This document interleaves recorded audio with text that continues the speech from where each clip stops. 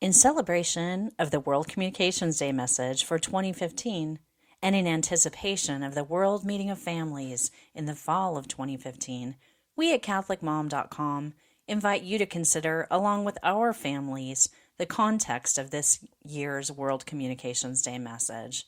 We share it in part. A message of His Holiness Pope Francis for the 49th World Communications Day, entitled Communicating the Family, a privileged place of encounter with the gift of love.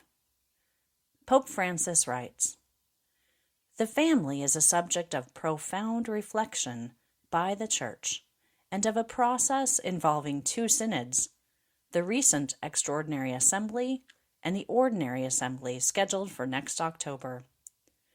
So I thought it appropriate that the theme for the next World Communications Day should have the family as its point of reference. After all, it is in the context of the family that we first learn how to communicate. Focusing on this context can help to make our communication more authentic and humane, while helping us to view the family in a new perspective. We can draw inspiration from the Gospel passage, which relates to the visit of Mary to Elizabeth, as quoted in Luke 1:39-56. When Elizabeth heard Mary's greeting, the infant leaped in her womb, and Elizabeth, filled with the Holy Spirit, cried out in a loud voice and said, 'Most blessed are you among women, and blessed is the fruit of your womb.' This episode first shows us how communication is a dialogue intertwined with the language of the body. The first response to Mary's greeting is given by the child who leaps for joy in the womb of Elizabeth. Joy at meeting others, which is something we can learn even before being born, is in one sense the archetype and symbol of every other form of communication.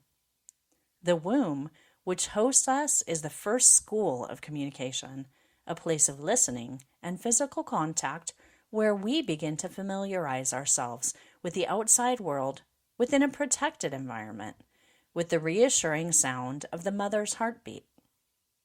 This encounter between two persons, so intimately related while still distinct from each other, an encounter so full of promise, is our first experience of communication.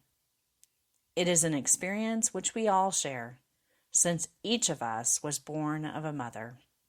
This beautiful letter for World Communications Day continues, ending with these paragraphs. The great challenge facing us today is to learn once again how to talk to one another, and not simply how to generate and consume information. The latter is a tendency which our important and influential modern communications media can encourage. Information is important, but it is not enough. All too often, things get simplified. Different positions and viewpoints are pitted against one another, and people are asked to take sides rather than to see things as a whole. The family, in conclusion, is not a subject of debate or a terrain for ideological skirmishes. Rather, it is an environment in which we learn to communicate, an experience of closeness, a setting where communication takes place, a communicating community.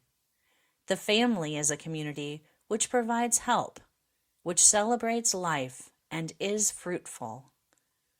Once we realize this, we will once more be able to see how the family continues to be a rich human resource, as opposed to a problem or an institution in crisis. At times, the media can tend to present the family as a kind of abstract model which has to be accepted or rejected, defended or attacked, rather than as a living reality. Or else a grounds for ideological clashes rather than as a setting where we can all learn what it means to communicate in a love received and returned. Relating our experiences means realizing that our lives are bound together as a single reality, that our voices are many, and that each is unique. Families should be seen as a resource rather than as a problem for society. Families at their best actively communicate by their witness the beauty and richness of the relationship between man and woman and between parents and children. We are not fighting to defend the past.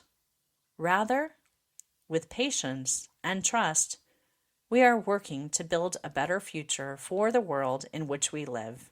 We at CatholicMom.com encourage you to read the World Communications Day message in full and invite you to our website at www.CatholicMom.com for conversations on this document and more communication related to all things faith, family, and fun from a Catholic perspective.